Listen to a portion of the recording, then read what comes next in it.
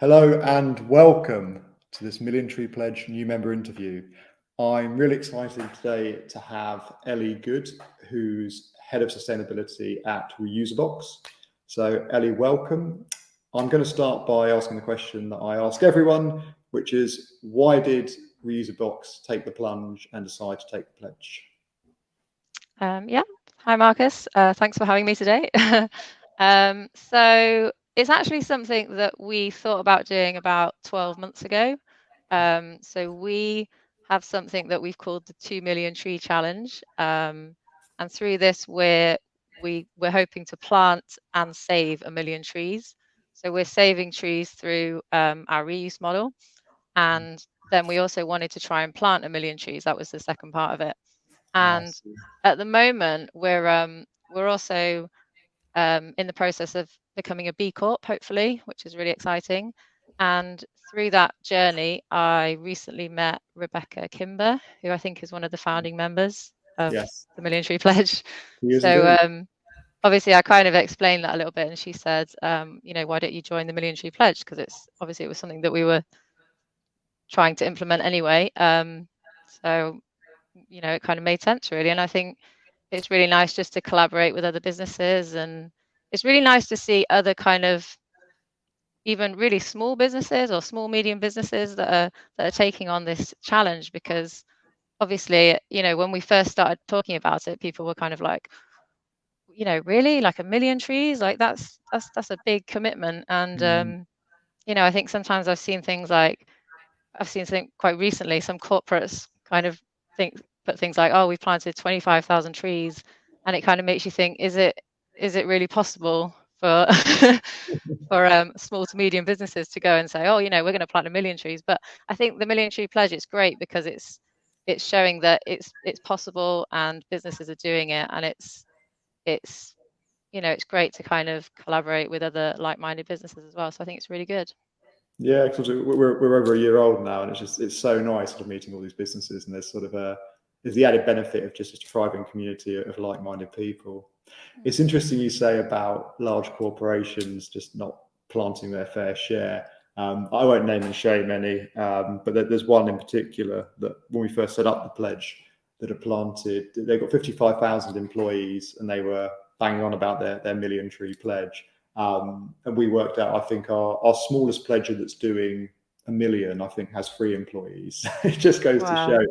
But Yeah. I think there's just a re-education piece of the public because, obviously there's Eden reforestation, which a lot of our pledges use, mainly via ecology, but knowing that you can plant a tree from anywhere from, historically it was less than 10 pence, but now it's sort of anywhere from, I think, 12 to 24 pence. But it just sort of makes it, just seem like achievable. I think that's it, because you're right, a Yeah, million does definitely. sound like a lot, but it's kind of cool. And I love the first part of your challenge, which is actually save 1 million trees as well. So for anyone who doesn't know about Reuseabox, can you just give us a sort of a quick sort of summary of what you guys do, what you're about, what your mission is? Yeah, so we basically help companies to reuse cardboard boxes. It's kind of in the name.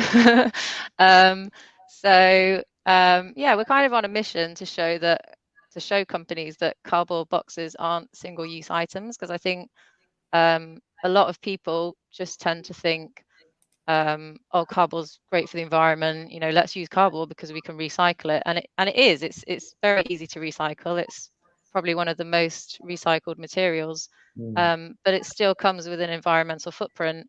mm, And with cardboard, unlike something like glass, for example, you can't recycle it infinitely.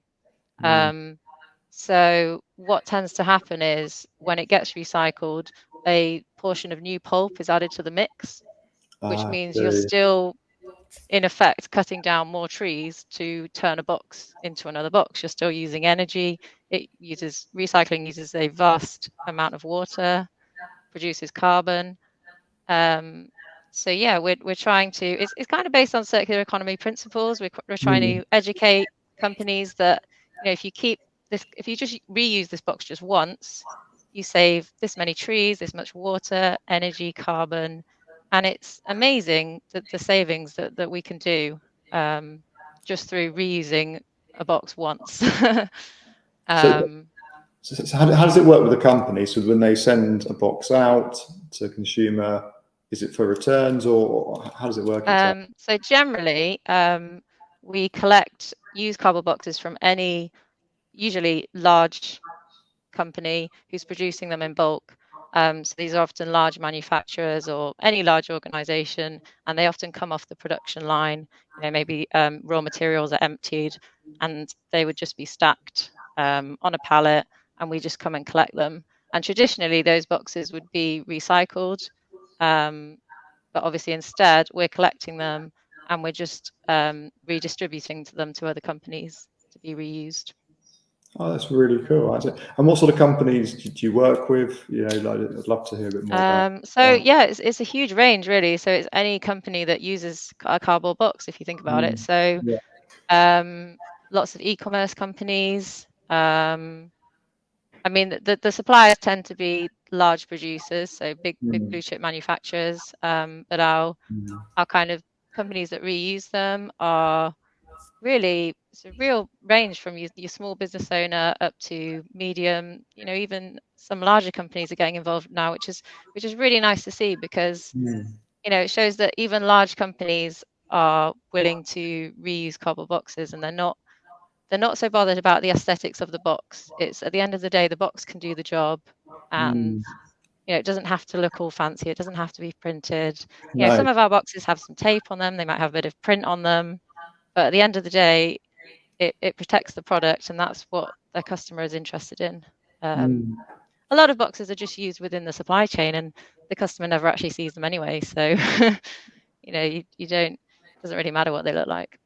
And what's the business case? Is there a business case for doing it? What's the sort of the pitch? Imagine if I'm speaking to someone I know who is a manufacturer or a retailer that sends out products in boxes. What do I say? Why is it better to? Obviously, there's the environmental reasons, but is there also a business case that it's Yeah. better for you guys? Is it cheaper, or is it just that the clients or the customers are going to be, that ticks a sustainability box for some of them? I mean, we're an environmental company, so we Mm, are going to kind of shout about those environmental benefits. yeah, We even provide environmental reports that say, you've saved this much carbon, this much energy by amazing. choosing to reuse. But it's also great because, especially during the pandemic, we had a cardboard shortage because everybody switched to online shopping.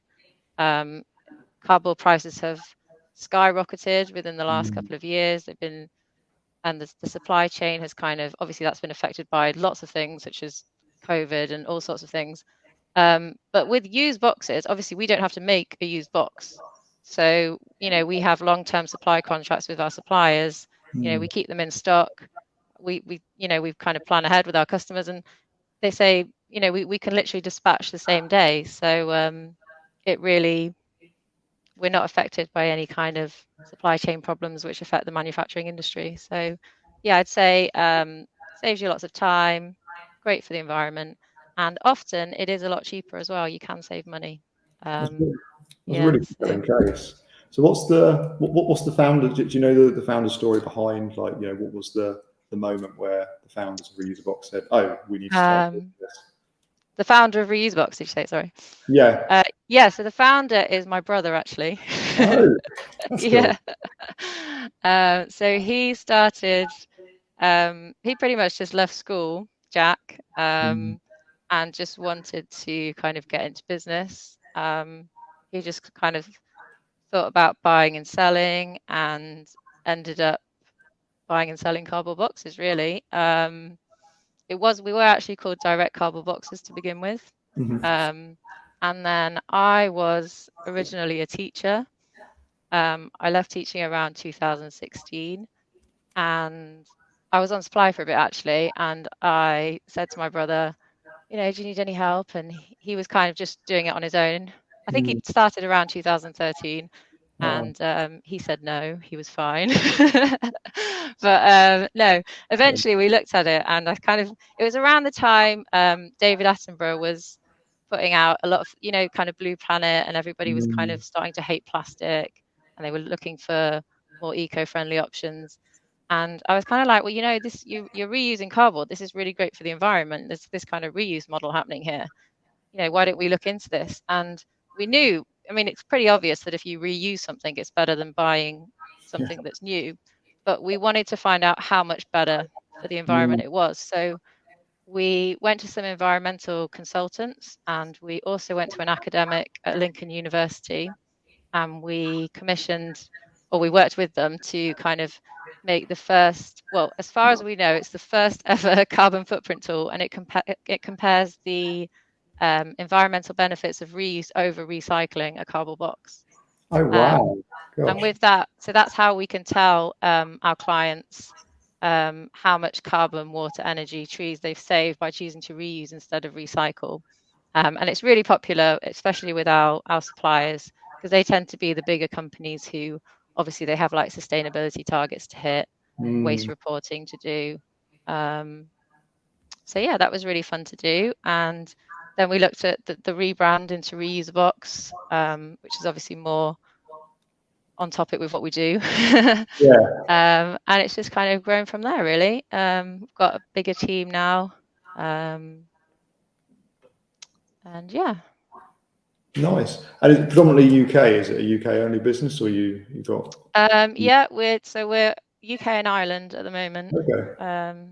But yeah, we obviously we try and group things together because there's obviously a carbon footprint with traveling as well Mm. involved. But that's what we're looking at the moment anyway, to do with our that kind of thing. But yeah, just UK and Ireland. That's brilliant. So I've got to ask, because you're head of sustainability, and I always sort of ask people just what their views are of the climate crisis. How are you feeling? Because it varies. Some people are optimistic, others are very pessimistic. It's always interesting to hear from people who are working Yeah, full time sustainability, got their heads in it 24/7. How I are you feeling think about it? yeah, I think I do get a lot of eco anxiety, I suppose. I think it's Mm, it's pretty depressing at times. But I would say as well, I think you have to kind of turn that into action, which is what we try and do every day. And a lot of what we're doing is kind of educating businesses on more sustainable practices, and that's kind of um, the last kind of 6 to 12 months. We've really noticed a kind of shift in businesses. mm, Early on, a few years back, have been, well, this is really nice, but it's still got to make me money, or if it's still got to be in this price bracket, or it's still got to be this or that. But now we are actually talking to businesses, and they're really sold on the environmentals. They're actually like, we want to mm, get involved with this because it's better for the planet, and that's like, I think that's really encouraging. Like even bigger mm. companies as well, and it's been a long time coming, but it's definitely happening. There's definitely a shift happening, and so I think it's encouraging. I think there's a long way to go, but Yeah. I think businesses are leading the way, and I think it's nice to see. Yeah. Yeah, it's really nice because I obviously ask this question of all the pledges, and I ask people. I sit on the Beamer Sustainability Council, and in the last couple of years, people have noticed a massive shift in Yeah. view and mindset. And in an ideal world, this would have happened 15 years ago, 20 years ago, of course. But we are where we are, so I think it's very positive and encouraging. So, how have your team members and also clients reacted to you guys taking the pledge? Because also it's quite is that something you were kind of you talked about you've got your 2 million target anyway. Is it just part of that, or are you talking a bit more about more on the Yeah, scale it's of that? something. Obviously, we've recently joined the Million Tree Pledge, and we've been Mm, talking about saving and planting trees for a while now. So yeah. we definitely want to talk about the Million Tree Pledge a lot more. I think it would be really amazing if we could find some other businesses to get involved with it as well, to take the pledge as well. I think that would be amazing, and I'm sure there's lots out there that will be interested. But yeah, generally the feedback is really positive. People love it. People think it's great. And we find we're starting to attract people that want to come and work here because we're an environmental company, and Mm, people want to, especially possibly younger people, want to work for companies that are doing something good. And you know, they want to feel like they're making a difference. And yes, I think but good really. I haven't heard Yeah. anything otherwise. Yeah, people don't, regardless of people's political views or how concerned they are about the climate emergency, people don't really have much of a problem with trees, which is quite nice. It's it's something that Yeah, very few people want fewer trees in the world and think that deforestation is a good thing. So I think we're onto something. It's funny. We've a lot of the pledges report. I mean, obviously, you guys are already an environmental company, but a lot of pledges report that their staff and clients are always, really pleasantly surprised and quite excited about them taking the pledge, because it is quite a bold move. I think yeah, we worked out that when our million trees at Fountain are sort of fully grown, or when every year they're going to be drawing down the equivalent of, I think, 40 businesses our size's carbon footprint, and it's just a massive commitment. wow, The thing we've noticed as well, though, is when we start talking about sort of those big commitments, is actually it does inspire the bigger clients. I mean, yeah, probably similar to you guys, most of our clients are much bigger businesses than we are. So, doing things like telling them that this is possible, this is something we're doing.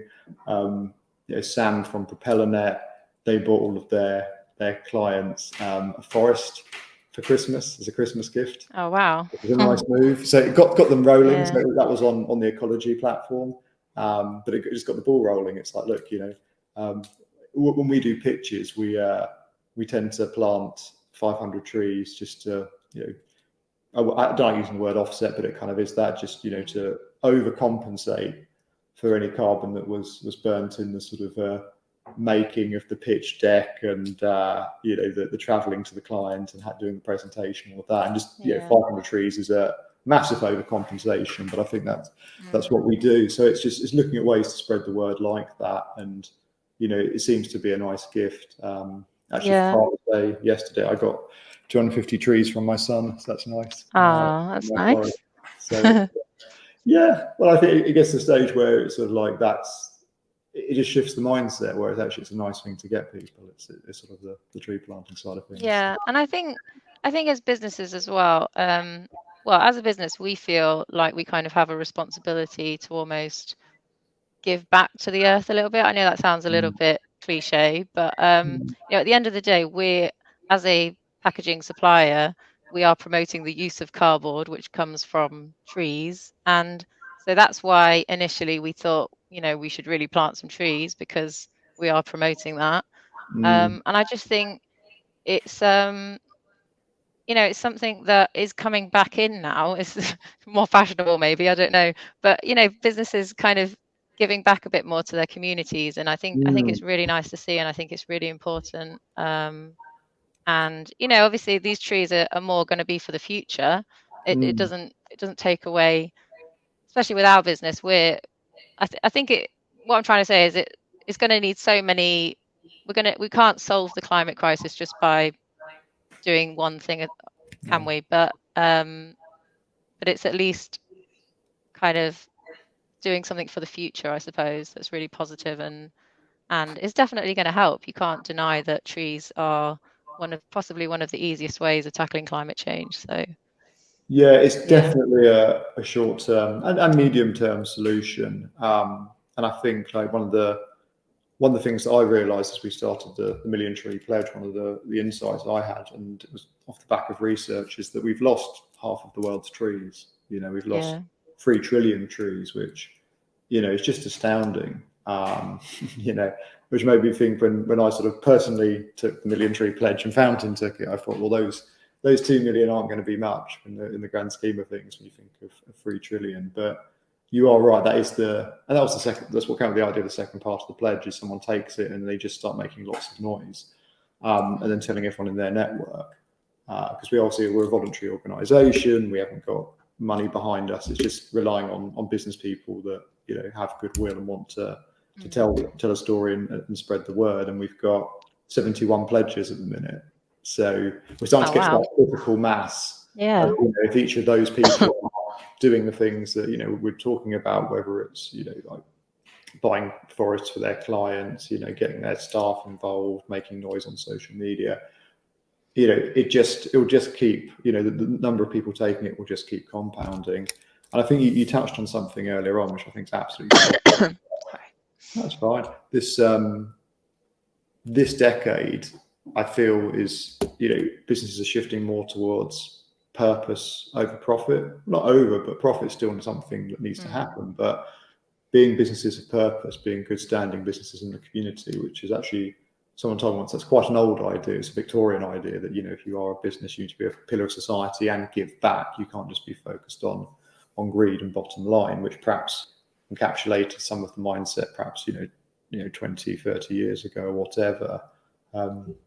It's interesting. I think businesses that seem switched on and progressive in the last decade, very much talking about culture, you know, being a great place to work, you know, diversity, and, you know, and now I feel that that's still part of it. Of course, that, you know, we're not where we need to be, but I think both employees and consumers are demanding that businesses prioritise creating a habitable planet, which almost sounds like a silly thing to say, because, like, well, of course they should prioritise it, but historically they haven't. So I think that gives me hope, hearing what you're saying today about you're noticing a shift with businesses. Because Ellie, thank you very much for your time. It's been really interesting. I hope other people have found it interesting and useful as well. Yeah, Cheers. thank you.